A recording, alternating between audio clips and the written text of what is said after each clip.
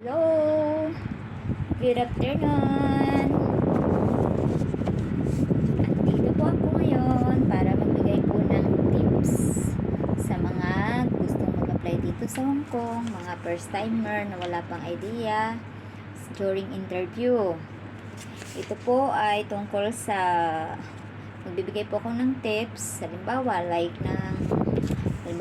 interviewin ka ng employer. Tapos or mag-a-apply ka pa lang, punta ka sa agency para mag-apply. Ngayon may biodata, 'di ba? Bibigyan ka doon ng biodata. Kasi sa agency meron na dong biodata. Tapos may fill upan doon. Pag fill up mo doon, nakalagay doon kung ano yung prepare mong alagaan. Kung kids or elderly. Ngayon, kung kids ang iyong pipiliin is nakalagay doon na lalagay mo doon kung may experience ka. Ngayon, halimbawa wala ka pang experience, anong dapat mong gawin? Ganito po ang inyong gagawin. Para kung interviewin ka ng iyong amo or ng employer is alam mo kung anong isasagot mo. During interview, sa iyong biodata, lalagay mo muna doon. Halimbawa, lalagay mo doon na experience mo is huwag kang maglalagay ng wala. Kasi kung ilalagay mo wala, hindi ka basta-basta tatanggapin ng employer.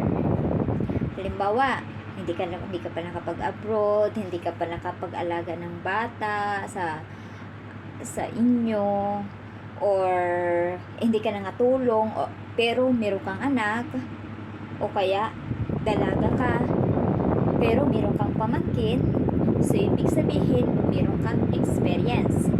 Pero ang ilalagay mo sa biodata is meron pero local, in the Philippines lang.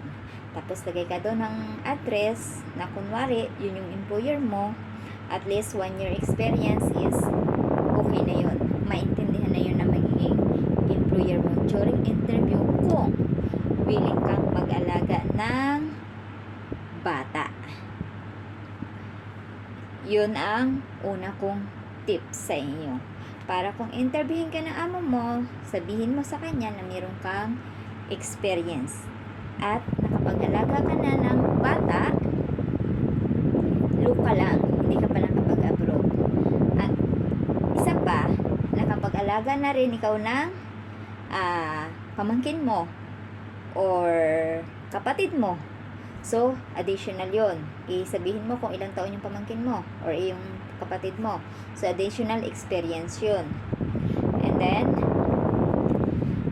dapat confident ka pag ikaw i-interviewin. Chin up and smile. Smile. Don't forget na mag-smile. Kasi ayaw ng employer na nakasimangot ka during interview. Gusto nila lagi is nakasmile. Kahit ikaw ay mula sa loob ang pag-smile. Yon. Tapos, siguro yun na lang muna ang may share ko na tips. Next naman na tips is interview pa rin. Kasi marami-raming klase ang inahanap ng isang employer.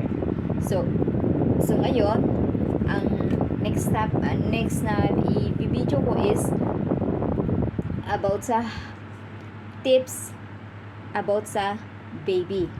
Kung baby ang kung employer ay ang hinahanap niya is mag-aalaga ng baby. Yan.